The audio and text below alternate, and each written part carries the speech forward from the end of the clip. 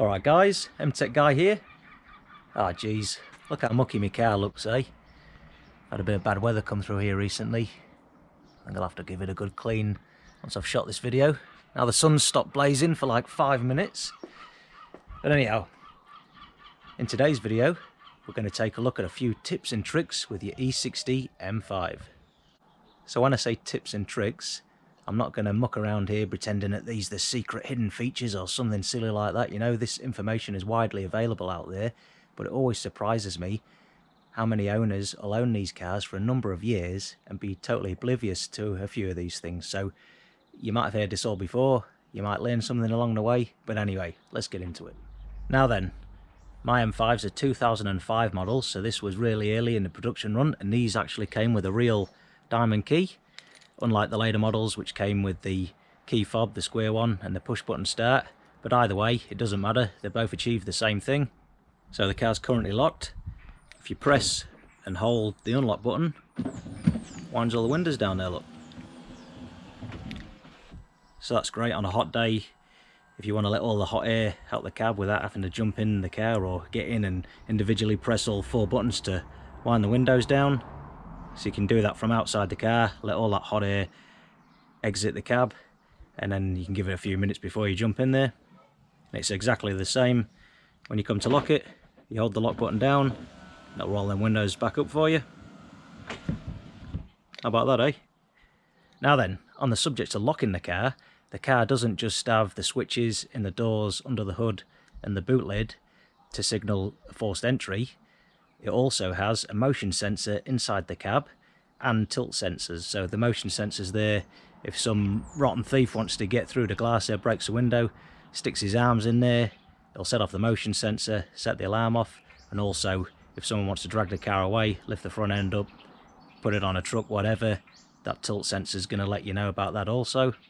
So when it comes time to lock the car, of course, you press lock and then that activates the full alarm system, and you can see the little red indicator under the rear view mirror inside the cab there flashing once it's all active. Now we'll just unlock that again. Now there is the option to lock the car just with the switches in the doors, boot lid and the bonnet active, and you can have the tilt sensor and the motion sensor deactivated. So there might be a situation where you're going to leave the dog in the car for 5 minutes, something like that. You don't want it setting the alarm off, but you still want to know about forced entry. So to do that, we press lock and then straight after press it again, and then what that'll do is disable the motion detector and the tilt sensor. Now then, sitting inside the car, here's the red indicator underneath the rear view mirror that we're talking about. So obviously once your alarm's activated, that'll just flash away nicely. Now if you do unlock the car, jump in the car, and you see that that's still flashing away for a few minutes, then that's indicated that there has been an attempt at an entry. So that's a great indication to let you know just what's been happening while you've been away from the car. Now unlike the regular E60, the M5 doesn't come with a keyhole here, it's just got that nice smooth finish there. Now the boot handle to open the boot on the E60 uses a switch which relies on an electric solenoid, and of course on the M5 you don't have that key barrel in the boot lid which we talked about to pop it open as a backup. So what can happen is if you've opened the boot to disconnect the battery, do some work on the car, you know, remove your airbags, whatever, and then you've slammed the boot lid shut and it's latched shut, then you end up in this paradoxical situation where you need power to pop the boot open to be able to get in to connect your battery to give you power. So there is a wee trick to be able to get back into the boot there to reconnect your battery if you do end up in that situation. We'll take a look at that now. Now if you do end up in that position, if we jump round to the back of the car here, the back seat, if you lift up this seat pad, you just grab it at the front there, pull it up. Now under the driver's side here, or the right hand side of the car, there is a special plastic pull lever there, and then so once you've got the seat up, you grab all of that, pull it, and then that'll pop the boot open from the inside if you're locked out. And there's also a similar facility for your petrol cap. Now of course when the car's locked, you've got a lock pin in there so you can't enter your petrol filler cap there once the car's locked, but if you've lost power or something silly like that, there is another wee pull cord to be able to pop that open from the inside of the car. And that pull handle lives inside the boot here, just behind this trim panel here. So you remove the trim panel and there's just a wee pull cord there. You get hold of that, pull it, and it'll pop your filler cap open from the inside, whether you've got power or not. Okay, so next up we'll take a look at the sunroof. Now there's an electric motor in here, and obviously you've got your switch, your tilt, and your fully open.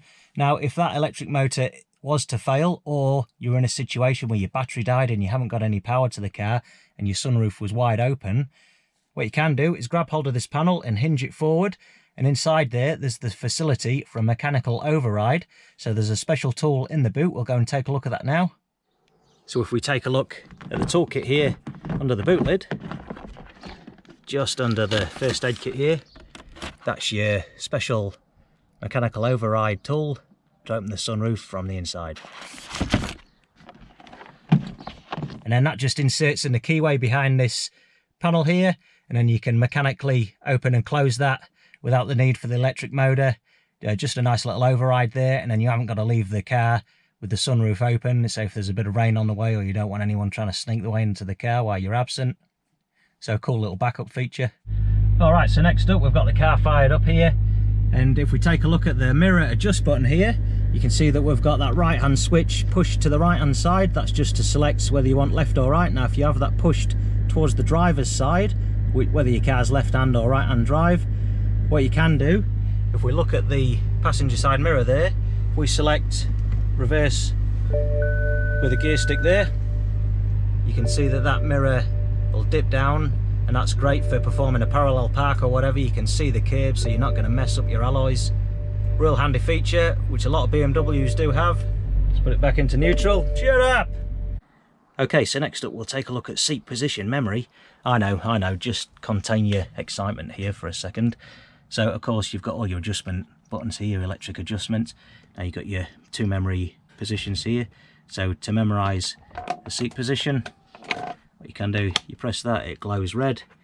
Then you hold down, we'll just set that to 2, that goes out, and then now that's memorised. So if we just adjust all that, and you can see if we press number 2 button, hold it down, and that'll just move back into position. Now that'll memorise all your different seat settings, everything, even the side bolsters, but it won't memorise your lumbar support. But as well as your seat, it'll also remember your steering column position, your tilt telescopic, and also your wing mirror positions. So that's pretty cool if there's two of you sharing the car, you know. So sat in the driver's seat now, the bolsters are currently wide open, so that just allows you to get in the car without having to squeeze in with any interference. So now if we start the engine, and then these bolsters will just nicely squeeze in to that memorized position. If we turn the engine off, now then bolsters are still in that position.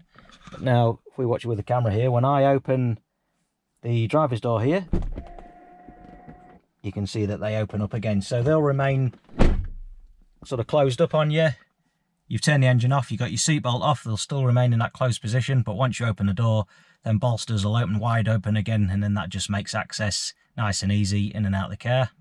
And that's something that seems to confuse a lot of owners with the bolsters with the in and out position there. When you're getting in and out of the car, it's not necessarily when you call for the seat position. It happens once you start the car, they'll pinch you in, and then you turn off the car, you open that driver's door, and that's when they'll open up again. Now then, when you do set your seat memory, whichever key you're using at the time, it will remember it to that key. So if you've got a second person that's using your car as well, and they use a different key, it'll just memorize their seat position and whatnot to that key separately. So when they come and unlock the car, then everything will adjust to them before they get in it. And just on that subject, if we take a look at the iDrive, there are two ways of setting that up. Okay, so if we just click into information here, and then we go into settings there, and then if we go vehicle and tyres, and then if you go down, you've got your central lock in there, and you can go last seat position there. We click into that, it gives you the option of your seat memory actuating after you first unlock the car or after you've first opened the doors. So I like to have it set on unlock in there, just gives it a head start before I jump in the car. So you got two options there. Alright guys, so there we have it. There's a few tips and tricks, some of which you may not have heard about. Now, I've more than likely missed a few bits here and there, so if there's anything you know of that I've missed, feel free to mention it in the comments below. It's great for the community. If you enjoyed the video, found it useful, don't forget to give it a like and consider subscribing if you haven't already done so. I'm MTech Guy. Thanks a lot for watching.